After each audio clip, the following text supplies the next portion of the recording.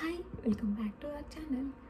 So ఈరోజు మీ అందరితోటి నా ప్రెగ్నెన్సీ సిరీస్లో లాస్ట్ వ్లాగ్, నా బర్త్ వ్లాగ్ అయితే మీ అందరితో షేర్ చేసుకుందాం అనుకుంటున్నాను.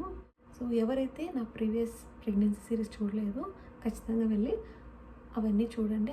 లాస్ట్ మీరు 8th మంత్ స్కాన్ అని ఒక వ్లాగ్ అయితే పెట్టాను. సో ఆ వ్లాగ్ చూస్తే మీకు నా కంప్లీట్ బర్త్ వ్లాగ్ ఎలా జరిగింది అనేది మీకైతే ఒక ఐడియా అయితే ఉంటుంది. సో ఎవరైనా చూడకుంటే డిస్క్రిప్షన్లో వ్లాగ్ అయితే ఇస్తాను. సో ఖచ్చితంగా వెళ్ళి చెక్అవుట్ చేయండి. సో ఇంక లేట్ చేయకుండా బర్త్ వ్లాగ్లోకి అయితే వచ్చేద్దాం.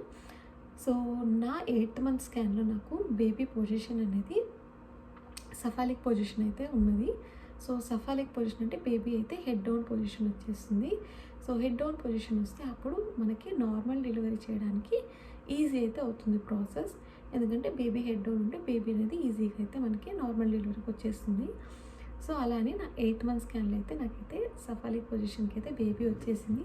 సో అప్పుడైతే చాలా హ్యాపీ అయ్యాను నేను. సో ఇంకేమి బేబీ త్వరగానే సఫాలిక్ పొజిషన్కి వచ్చింది, ఇంకా నాకు నార్మల్ డెలివరీ అవుతుంది అనేసి ఒక హ్యాపీగా అయితే ఉన్నాను. సో కానీ అప్పుడు కూడా నాకు నార్మల్ డెలివరీ అయింది.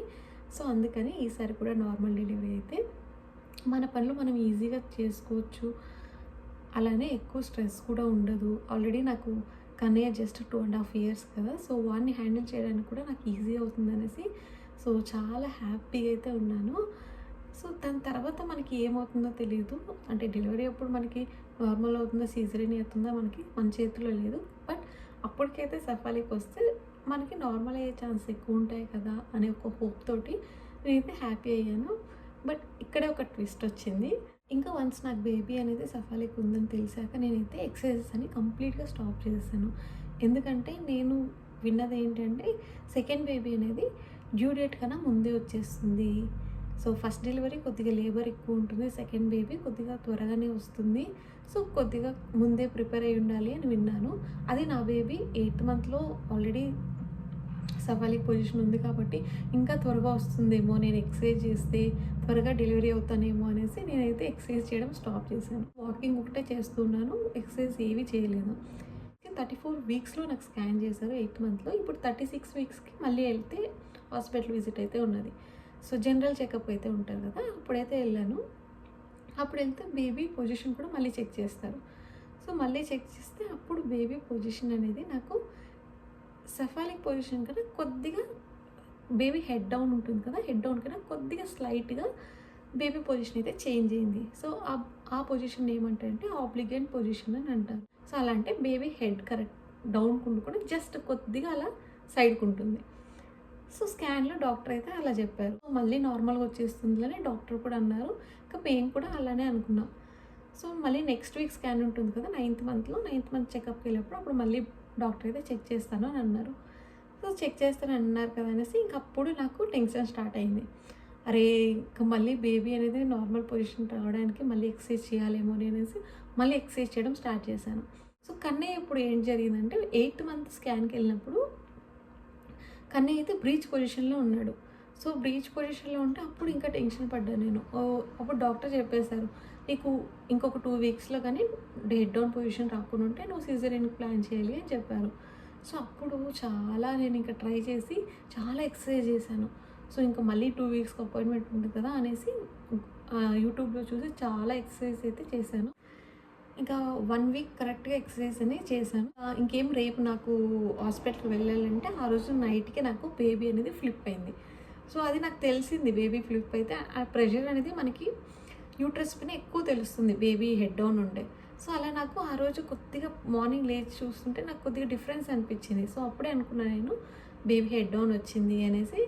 అప్పుడు హాస్పిటల్కి వెళ్ళి చూపిస్తే అప్పుడు డాక్టర్ కూడా చెప్పారు బేబీ అనేది హెడ్ డౌన్ వచ్చింది, సఫాలిక్ పొజిషన్ వచ్చింది, ఇంకా నువ్వు నార్మల్ డెలివరీ ట్రై చేయొచ్చని. ఇప్పుడు కూడా అలానే అవుతుందేమో అనేసి నేను ట్రై చేస్తూ ఉన్నాను. సో చాలా ఎక్సర్సైజ్ లాస్ట్ టైం చేసినవి ఈసారి కూడా మళ్ళీ రిపీట్ చేద్దాం అనేసి చేస్తూ ఉన్నాను. కానీ చేస్తూ ఉండి ఇంకా నెక్స్ట్ విజిట్కి వెళ్ళాను. నెక్స్ట్ విజిట్ డాక్టర్ దగ్గరికి వెళ్తే మళ్ళీ డాక్టర్ అయితే అప్పుడు మనకి చెక్ చేశారు. సో చెక్ చేసి అప్పుడు ఆబ్లిగెంట్ పొజిషన్లో ఉన్న బేబీ 1 వీక్ తర్వాత మళ్ళీ బ్రీచ్ పొజిషన్కి వచ్చింది. సో ఇక్కడ ఇంకా టెన్షన్ స్టార్ట్ అయింది. సో ఇక్కడ టెన్షన్ స్టార్ట్ అయ్యి ఇదేంటిది సఫాలిక్ పొజిషన్ నుంచి ఆబ్లిగెంట్ పొజిషన్ అన్నారు 1 వీక్కి. దాని తర్వాత నెక్స్ట్ వీక్ మళ్ళీ వెళ్తే మళ్ళీ బ్రీచ్ పొజిషన్కి వచ్చింది అన్నారు. సో అలానే అంటే వీక్‌కే బేబీ అనేది పొజిషన్ అనేది చేంజ్ అవుతుంది. సో, దానివల్ల నాకు ఇంకా టెన్షన్ అయితే ఎక్కువైంది. అరే! ఇంక సిజేరియన్ అయిపోతుందేమో, ఎలా అని టెన్షన్ అయిపోయింది. ఇంకా డాక్టర్‌నైతే అడిగాను. అదేంటి డాక్టర్ ఇలా అవుతుంది అంటే, ఇంకా ఏం భయపడకమ్మా, ఇంకా ఒక 1 వీక్ అయితే టైం ఇస్తాను. సో, అంత లోపల బేబీ అనేది నార్మల్ పొజిషన్‌కి రావాలి. మళ్ళీ సఫాలిక్ పొజిషన్‌కి అయితే రావాలి అని చెప్పారు. సో, అప్పటికి రాకుండా ఉంటే ఇంక మనం సిజేరియన్‌కి అయితే అపాయింట్మెంట్ అయితే తీసుకొని సిజేరియన్ అయితే బుక్ చేస్తాను అని చెప్పింది. నెక్స్ట్ డాక్టర్ విజిట్‌కని వెళ్ళినప్పుడు ఇంకా డాక్టర్ అయితే చెక్ చేశారు. డాక్టర్ అయితే మానిటర్‌లో చెక్ చేశారు.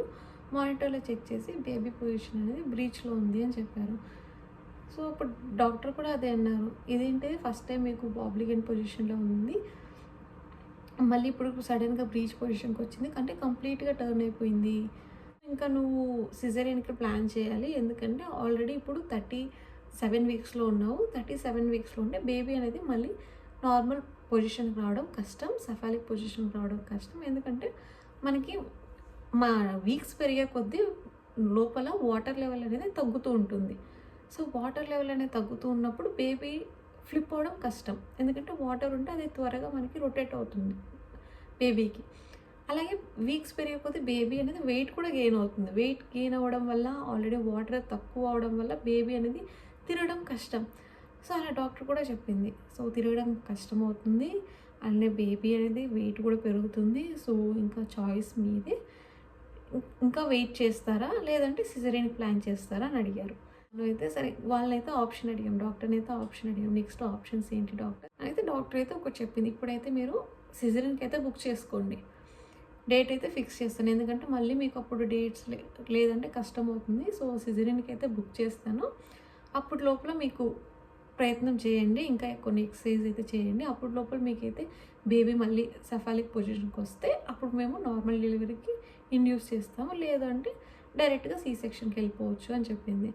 లేదు ఇంకొక ఆప్షన్ ఏంటంటే బేబీ అనేది ఈసీవీ పొజిషన్‌లో బేబీని అయితే మేము మాన్యువల్‌గా ఫ్లిప్ చేస్తాము. సో, ఆ ఆప్షన్ ఉంది అని చెప్పింది. సో, ఆ ఆప్షన్ చెప్పినప్పుడు నాకైతే అరే! ఇదేదో బాగుంది కదా అని అనుకున్నా. సో, మాన్యువల్‌గా ఫ్లిప్ చేసేది మనకి నార్మల్‌గా 34 వీక్స్ నుంచి 36 వీక్ లోపల చేస్తారు. సో, ఇప్పుడు నాకు ఆల్రెడీ 37 వీక్స్. సో, 37 వీక్స్ అంటే బేబీ అనేది కొద్దిగా వెయిట్ గెయిన్ అయ్యి ఉంటుంది. అలానే వాటర్ లెవెల్ కూడా తక్కువ అవుతూ ఉంటుంది కదా! సో, బేబీని ఫ్లిప్ చేయడం కొద్దిగా కష్టం అండ్ ఛాన్సెస్ కూడా చాలా తక్కువ ఉంటాయి. ఎందుకంటే బేబీని ఫ్లిప్ చేస్తే మళ్ళీ ఫ్లిప్ అవ్వకుండా మళ్ళీ నార్మల్ పొజిషన్‌కి వచ్చే ఛాన్సెస్ ఉంది అని డాక్టర్ చెప్పారు.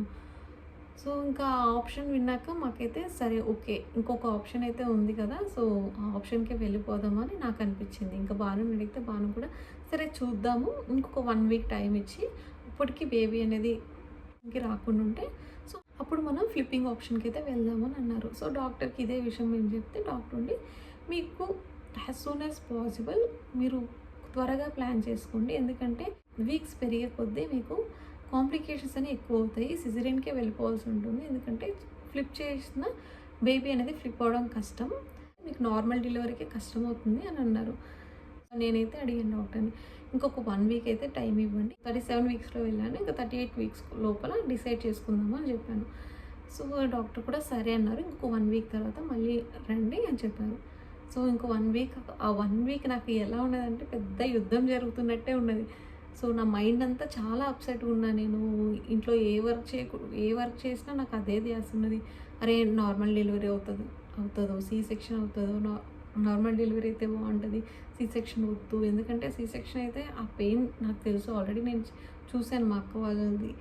సో, ఇంకా భయం అయితే చాలా ఉన్నది నాకు. సో, సి సెక్షన్ అవుతుందేమో, కన్నయ్యని ఎవరు చూసుకుంటారు? కన్నయ్య నాకు చాలా అటాచ్‌మెంట్ ఉంటుంది. సో, నేను ఎప్పుడు కన్నయ్యని వదిలిపెట్టి ఉండలేను. సో, సి సెక్షన్ అయితే బేబీని ఎత్తుకోలేము కదా! సో, అలానే నాకు చాలా భయమేసింది. వాడిని ఎత్తుకోలేను. నా పనులు నేను చేసుకోలేనేమో. సో, నార్మల్ డెలివరీ అయినప్పుడు కన్నయ్య అప్పుడు నేను 10 డేస్‌కి నా పనులన్నీ స్టార్ట్ చేసేసుకున్నాను. అన్నీ నేనే చేసుకున్నాను 10 డేస్ తర్వాత. సో, ఇంకా నాకు భయమేసింది. నా వర్క్ నేను చేసుకోలేనేమో, మా మమ్మీ వాళ్ళు కూడా ఇక్కడ లేరు అని చాలా టెన్షన్. ఎలా అంటే నేను 1 డేకి ఒక 3 టైమ్స్ అన్నా నేను ఎక్సర్సైజెస్ అని చేసేదాన్ని. సో, ఒక్కోసారి అయితే మీరు నమ్ముతారో లేదో నైట్ 12:00కి నాకు మెలుకువ వచ్చింది 1 డే. మెలుకువ వస్తే ఇంక అప్పుడు 12:00కి లేసి నేను ఎక్సర్సైజ్ అనేది స్టార్ట్ చేశాను. సో, అలా చేస్తే బేబీ ఫ్లిప్ అవుతుందేమో అని ఒక టెన్షన్‌లోనే ఉన్నాను. సో, ఇంకా డైలీ ఎక్సర్సైజ్ చేయడం ఫ్లిప్ అయిందేమో అని చూసుకుంటూ ఉండడం. ఆ ప్రయత్నం అయితే నేను చేస్తూ ఉన్నాను. సో, ఇంకా దేవుడినైతే నమ్ముకున్నాను. దేవుడా నువ్వే చూసుకో. సో, నాకు నార్మల్ డెలివరీ అయ్యేలాగా చేయి దేవుడా అనేసి దేవుడిని మొక్కుకొని నేను ఎక్సర్సైజ్ అని స్టార్ట్ చేశాను. సో, మళ్ళీ డాక్టర్ దగ్గరికి వెళ్తే డాక్టర్ ఆ రోజు చెక్ చేసింది. డాక్టర్ స్కాన్ తీస్తే స్కాన్‌లో కూడా ఇంకా అప్పటికి బేబీ బ్రీచ్ పొజిషన్‌లోనే ఉంది కదా! ఇంకా నెక్స్ట్ ఏంటి డాక్టర్ అని అడిగితే డాక్టర్ కూడా సో, ఇంక నెక్స్ట్ మీరు సి సెక్షన్ ప్లాన్ చేసుకోండి. మీకు ఎప్పుడు డేట్ కావాలో చెప్పండి. మేము డేట్ ఇస్తాము అని చెప్పారు. ఇంకా డాక్టర్ అయితే యాక్చువల్లీ నా డ్యూ డేట్ ఉన్నది జనవరి 16th. నార్మల్ డ్యూ డేట్‌కి కాకుండా 23rdకి అట్లా మీకు ఇండ్యూస్ చేస్తాము అని చెప్పారు. ఇది ఇప్పుడు 23rd కూడా కాకుండా నేను మీకు సిజరీన్ చేస్తాను అని చెప్పింది. డాక్టర్ అయితే ఆన్లైన్‌లో చెక్ చేశారు. చెక్ చేస్తే డాక్టర్ అయితే 12th మార్నింగ్ 7 o'clock అయితే అపాయింట్మెంట్ అయితే బుక్ చేశారు ఆపరేషన్కి. వాళ్ళు కొన్ని ఇన్స్ట్రక్షన్స్ అయితే ఇచ్చారు. సో, మార్నింగ్ లేచి వాళ్ళు ఒక లిక్విడ్ అయితే ఇచ్చారు. సో, ఆ లిక్విడ్ తోటి స్నానం చేసి ఈ లిక్విడ్ అప్లై చేసుకొని ఎక్కడైతే మనకి ఆపరేషన్ చేస్తారో సో అబ్డామన్ ఏరియా మొత్తం ఆ లిక్విడ్ అయితే అప్లై చేసుకొని సో స్నానం చేసి 12 hours బిఫోర్ ఏమి తినొద్దు, జస్ట్ ఎంటీ స్టమక్తో ఉండండి. సో 12 hours బిఫోర్ మీరు ఫుడ్ తీసుకోండి. దాని తర్వాత అసలు కంప్లీట్గా వాటర్ కూడా తీసుకోవద్దు అని చెప్పారు. డైరెక్ట్గా మీరు 5 o'clock కల్లా మీరు హాస్పిటల్లో ఉండాలి అని చెప్పారు. ఎందుకంటే ఇంకా వెళ్ళాలి కదా అనేసి బ్యాగ్ అయితే ప్యాక్ చేసుకొని అన్నీ అయితే రెడీ అయిపోయాను. ఆ రోజు నిద్ర కూడా పట్టలేదు. 1 o'clock వరకు మేము ఉన్నాము. సో ఇంకా కన్నయ్య కూడా పడుకున్నాడు. 3:30 అలా లేచాను. 3:30కి లేస్తే కన్నయ్య ఏం చేశాడు, మాతో పాటు లేచాడు. సో మాతో పాటు లేచాడు. ఇంక అప్పటి నుంచి వాడు పడుకోలేదు.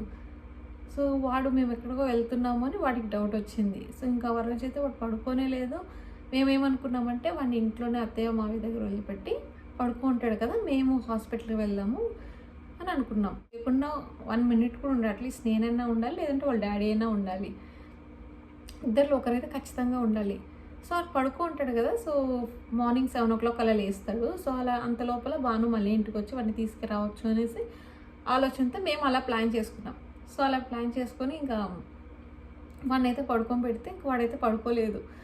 సో లాస్ట్కి 4:30 అలా పడుకున్నాడు. సో పడుకొని ఇంకేం మేము ఫాస్ట్గా రెడీ అవుదాం అనుకునే లోపల లేచాడు. మళ్ళీ లేచేసాడు. ఇంక మళ్ళీ పడుకోవట్లేదు. మాకు ఒక్కనైతే హాస్పిటల్కి వెళ్ళాలి కదా, లేట్ అయిపోతూ ఉంది. సో వాళ్ళేమో 5 o'clockకి అక్కడ ఉండమని చెప్పారు. మేము 4:30 అయినా ఇంట్లోనే ఇంకా రెడీ అవ్వలేదు. సో ఇంకా ఇలా కాదు, ఇంకా అందరం వెళ్ళిపోదాం అనేసి ఫాస్ట్గా అందరం అయితే రెడీ అయిపోయాము. సో అందరం రెడీ అయిపోయేసి ఇంకా వాడిని కూడా తీసుకెళ్దాము అని ఇంకా వాడిని కూడా తీసుకెళ్ళాము. కానీ వాళ్ళు ఏమన్నారంటే పిల్లల్ని అలో చేయము, జస్ట్ నాతో పాటు ఇంకొకరైతే ఉండొచ్చు అని చెప్పారు. సో ఇంకా మేము హాస్పిటల్ నుంచి అయితే కాల్ వచ్చింది. ఇంకా మీరు వస్తున్నారు కదా అంటే మేము చెప్పాం. సో బయలుదేరుతున్నాము, మా సన్ ఇలా లేచాడు కానీ పడుకోవట్లేదు. సరే తీసుకొచ్చేయండి మీ సన్ను కూడా, సో ఇక్కడ బయట ఉంటారు, లాబీలో ఉన్నారు. సో ఓకే అనేసి ఇంకా వాడిని కూడా తీసుకెళ్ళాము. అయితే ఇంకా ఫాస్ట్ ఆల్రెడీ టైం అయిపోయింది. 6 o'clockకి నాకు ఆపరేషన్ థియేటర్కి వెళ్ళాలి. సో నేను అక్కడికి హాస్పిటల్కి వెళ్ళిందే 6 o'clockకి. సో ఇంకా ఫాస్ట్గా వాళ్ళైతే మొత్తం ప్రాసెస్ అయితే స్టార్ట్ చేసేసారు. సో వెళ్ళిన తక్షణమే ఇంకా నాకైతే ఆ డ్రెస్ ఇచ్చేసి ఇంకా ఆ డ్రెస్ చేంజ్ చేసి ఆర్నమెంట్స్ మొత్తం తీసేయమని చెప్పారు. సో తీసేసాక నాకు ఫస్ట్ అయితే ఐవీ అయితే ఎక్కిస్తారు అన్నారు. సో ఓకే ఐవీ ఎక్కిస్తారు కలిసి ప్రాసెస్ అయితే స్టార్ట్ చేశారు. ఐవీ ఎక్కిస్తుంటే నాకు నర్వ్ అయితే దొరకట్లేదు. యూజువల్గా నాకు అలా ఏమి ఉండదు, నర్వ్స్ ఈజీగానే దొరుకుతుంది. కానీ నైట్ నుంచి నేను ఏం తీసుకోలేదు కదా, ఫుడ్ ఏం తీసుకోలేదు కాబట్టి నాకు నర్వ్ అయితే దొరకట్లేదు. సో దొరకకుంటుంటే వాళ్ళు చాలాసార్లు నాకు పోక్ చేస్తున్నారు. సో ఫస్ట్ ఒక దగ్గర చేశారు, అక్కడైతే దొరకలేదు. మళ్ళీ ఇంకో దగ్గర తీశారు, అక్కడ దొరకలేదు. నాకు ఆపరేషన్ చేసేది మత్తేసారు కదా, సో నాకు అందులో పెయినే లేదు. బట్ ఈ ఐవీ వేస్తున్నారు కదా, అమ్మ అప్పుడైతే నాకు దిమ్మ తిరిగిపోయింది. దగ్గర అయితే సరే నాకైతే కంటిన్యూస్గా ఒక 7 times దొరకట్లేదు అనేసి పోక్ చేస్తూ ఉన్నారు. బ్లడ్ అయితే బయటకు వస్తుంది. మళ్ళీ అక్కడ బ్యాండేజ్ వేసి ఇంకో దగ్గర స్టార్ట్ చేస్తున్నారు. సో పక్కన రూమ్లో అయితే అత్తయ్య మావయ్య కూర్చొని వాళ్ళు కూడా అయ్యో అంటే నేను అరుస్తూ ఉన్నాను. సో వాళ్ళు అయ్యో అంటున్నారు. కన్నయ్య ఏమో నేను బెడ్ పైన పడుకుంటే వాడికి నన్ను బెడ్ పైన చూసి మమ్మీ నూరా అంటే వాడు భయపడుతున్నారు నాకేదో చేస్తున్నారు అనేసి. తను వాడిని తీసుకొని బయటకు వెళ్ళిపోయాడు. ఇంకా వాడికి ఏడుస్తుంటే కష్టం అవుతుంది కదా అనేసి వాడిని బయట తిప్పుతూ ఉన్నాడు. వాడు ఆల్రెడీ 3 o'clock లేసాడు కదా, వాడు ఫుల్ క్రాంకీ ఉన్నాడు. సో ఇంకా నేను బెడ్ పైన చూస్తే వాడు ఇంకా ఏడుస్తూ ఉన్నాడు. సో మమ్మీ రా అనేసి. మళ్ళీ వేరే నర్స్ని అయితే పిలిచి లాస్ట్కి ఐవీ అయితే ఎక్కించారు. ఐవీ అయితే కుదిరింది. సో ఒక దగ్గర అయితే నర్వ్ దొరికింది. 7:30 కల్లా డాక్టర్ వచ్చి ఒకసారి బేబీని మానిటర్లో అయితే చూశారు. బేబీ ఇంకా అప్పటికి బ్రీచ్ పొజిషన్లోనే ఉన్నది. సో ఇంకా డాక్టర్ ఫైనల్గా ఒక మాట అయితే అన్నారు. So now we're going to see section అన్నది. డాక్టర్ ఉండి మీకు వాటర్ లెవెల్ కొద్దిగా ఎక్కువ ఉంటే అట్లీస్ట్ మేము ట్రై చేస్తున్నాము ఫ్లిప్ చేయడానికి అని అన్నది. కానీ ఇప్పుడు కూడా ట్రై చేయొచ్చు, కానీ రిస్క్ అవుతుంది అనే మాట అన్నది. డాక్టర్ని అడిగాను నేను. సో ఇప్పుడు ఫ్లిప్ చేసే ఆప్షన్ ఉంది కదా డాక్టర్, ఇప్పుడు మీరు ఫ్లిప్ చేస్తారా అని అడిగాను. సో చేస్తామమ్మా, కానీ కాంప్లికేషన్, సో ఎక్కువ రిస్కీ అవుతుంది అని అన్నది. సో ఎక్కువ రిస్కీ అంటే ఏముంటుంది డాక్టర్ అని అడిగాను. సో రిస్కీ అంటే ఎంతవరకు రిస్కీ, సో దాని తర్వాత ఏమవుతుంది సో అని అడిగాము. సో అడిగితే అప్పుడు డాక్టర్ చెప్పింది, ఇప్పుడు బేబీని ఫ్లిప్ చేయడానికి ట్రై చేస్తాము. అప్పుడు ఒకవేళ బేబీ ఏమైనా స్ట్రెస్కి లోనైతే మేము ఇమీడియట్గా సీ సెక్షన్ చేస్తాము. బేబీ బ్రీతింగ్ తీసుకోలేకున్నా లేదా నీకు ఏమైనా కాంప్లికేషన్ అయినా సో ఇమీడియట్గా మేము అక్కడే సీ సెక్షన్ చేయాల్సి ఉంటుంది అని చెప్పింది. ఓకే, నాకు ఒక థాట్ వచ్చింది. సో మీరు ఎలాగో సీ సెక్షన్కి చేస్తారు, ఇప్పుడు నార్మల్గా వెళ్ళాక కూడా మీరు సీ సెక్షన్ చేస్తారు, లేదా బేబీని ఫ్లిప్ చేయడానికి ట్రై చేసి ఒకవేళ బేబీ ఫ్లిప్ అవ్వకుండా ఉంటే మళ్ళీ అప్పుడు కూడా సీ సెక్షన్ చేస్తారు. సో ఫైనలీ సీ సెక్షన్ అయితే కన్ఫర్మ్ అంటున్నారు కాబట్టి సో మీరు ఎందుకు ట్రై చేయకూడదు, so why can't we try, ఒక ఆప్షన్ ఉంది కదా, ట్రై చేస్తే నాకు కూడా సాటిస్ఫాక్షన్ అవుతుంది కదా. ఒకవేళ ఫ్లిప్ అయితే గాడ్ గ్రేస్, ఒకవేళ ఫ్లిప్ అయితే అనే ఒక మైండ్ సెట్లోకి వెళ్ళిపోయాను నేను. ఈ ఆప్షన్ తీసుకోకుండా నేనైతే డైరెక్ట్గా సీ సెక్షన్కి వెళ్ళిపోతే నాకు మైండ్లో ఒకవేళ వాళ్ళు బేబీ ఫ్లిప్ చేసి ఉంటే అయి ఉండేదేమో, నేను ఆప్షన్ తీసుకోలేదు కదా అని ఒక గిల్టీ ఫీలింగ్ అయితే ఉంటుంది నాకు. సో అందుకని నేను డాక్టర్కి చెప్పాను, సరే డాక్టర్ మీరు ఎలాగో మీరు సీ సెక్షన్ చేస్తాను అంటున్నారు కదా, సో ఒకసారి ఫ్లిప్ చేయండి, ఫ్లిప్ కాకుండా ఉంటే మీరు అక్కడే సీ సెక్షన్ చేస్తాను అంటున్నారు కాబట్టి జస్ట్ విల్ ట్రై అని చెప్పాను. సో అప్పుడు డాక్టర్ ఉండి ఓకే అమ్మా అని చెప్పారు. సో ఓకే చేస్తాము అని అన్నారు. సో ఇంకా నేను బాను అయితే నాకు వదిలేశారు. సో నీ ఇష్టం, సో నువ్వు చేయించుకుంటాను ఫ్లిప్ చేయించుకుంటాను అంటే చేయించుకో. సో ఇద్దరు మాట్లాడుకొని సరే ఓకే ఫ్లిప్ అయితే చేయించుకుందాము, ఎలాగో ఇంకా అక్కడే ఆపరేషన్ అని అంటున్నాను కదా, సో ఫ్లిప్ చేయించుకొని ఇంకా ఆపరేషన్కి అయితే కాకుండా ఉంటే ఆపరేషన్ అయితే చేయించుకుందాం అనేసి ఫిక్స్ అయ్యాం. అనస్థీషియా అంటారు కదా, సో అనస్థీషియా ఇవ్వడానికి అనస్థీషియాస్ని పిలిచారు. సో ఇక్కడ నాకు అనస్థీషియా అయితే ఇవ్వలేదు, ఎపిడ్యూరల్ ఇచ్చారు. సో ఎపిడ్యూరల్ ఏంటంటే అనస్థీషియాకి ఎపిడ్యూరల్కి కొద్దిగా డిఫరెన్స్ ఉంటుంది. ఎపిడ్యూరల్ తీసుకుంటే నీకు బేబీ ఫ్లిప్ అయినా కూడా నెక్స్ట్ పెయిన్స్ వచ్చినప్పుడు నీకు ఈ ఎపిడ్యూరల్ పనిచేస్తుంది, లేదు అంటే ఇదే ఎపిడ్యూరల్తో నీకు సిజరీన్ చేస్తామని అన్నారు. సో ఓకే అన్నాం, ఎందుకంటే మళ్ళీ అప్పుడు నార్మల్ డెలివరీకి ఒకవేళ బేబీ ఫ్లిప్ అయితే నార్మల్ డెలివరీ కావాలన్నప్పుడు అప్పుడు ఎపిడ్యూరల్ కావాలంటే ఇదే సరిపోతుంది, ఇంకా మళ్ళీ నువ్వు అప్పుడు ఎపిడ్యూరల్ వద్దు అనడానికి లేదు అని అన్నారు. సరే ఓకే డాక్టర్ అనేసి ఇంకా వచ్చారు. సో ఇంకా ఎపిడ్యూరల్ అయితే ఇచ్చేశారు. సో ఎపిడ్యూరల్ ఇచ్చాక ఆ ఎపిడ్యూరల్ ఎలా పనిచేస్తుంది, మనకి ఏమైనా కాన్షియస్లో ఉన్నామా, మనకి బాడీ పనిచేస్తుంది, ఎపిడ్యూరల్ తీసుకుంటే మన బీపీ లెవెల్ కూడా పెరుగుతుంది తగ్గుతుంది. సో అవన్నీ చెక్ చేశారు. సో ఒక 15 మినిట్స్ మానిటర్లో పెట్టారు. అయితే ఎపిడ్యూరల్ ఇచ్చాక నా 2 కాళ్ళు అయితే నంబ్ అయిపోయాయి. సో అప్పుడు ఇంకా నా కాళ్ళు అయితే పనిచేయలేదు. నేనైతే కాన్షియస్లో ఉన్నాను, బట్ నా కాళ్ళు అయితే పనిచేయట్లేదు. అప్పుడు ఒక్కసారి షివరింగ్ అయితే స్టార్ట్ అయిపోయింది. సో షివరింగ్ స్టార్ట్ అయింది, ఇంకేమో ఆపరేషన్ థియేటర్లోకి తీసుకెళ్తున్నారు.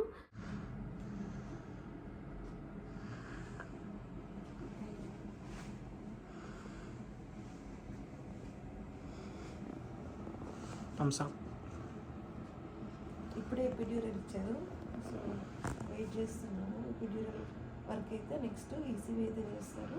ఈసీవీ చేసి బేబీని అయితే ఫ్లిప్ చేయడానికి అయితే ట్రై చేస్తారు. బేబీ ఫ్లిప్ అయితే నార్మల్ డెలివరీ అవ్వచ్చు, లేదు అంటే సిజరీన్ చేస్తామన్నారు. సో చూడాలి, hoping for the best. So baby flip అవ్వాలని కోరుకుంటున్నాము. సో బేబీ ఫ్లిప్ అయితే నార్మల్కి అయితే ట్రై చేస్తాము, చూడాలి ఎట్లా అవుతుందో.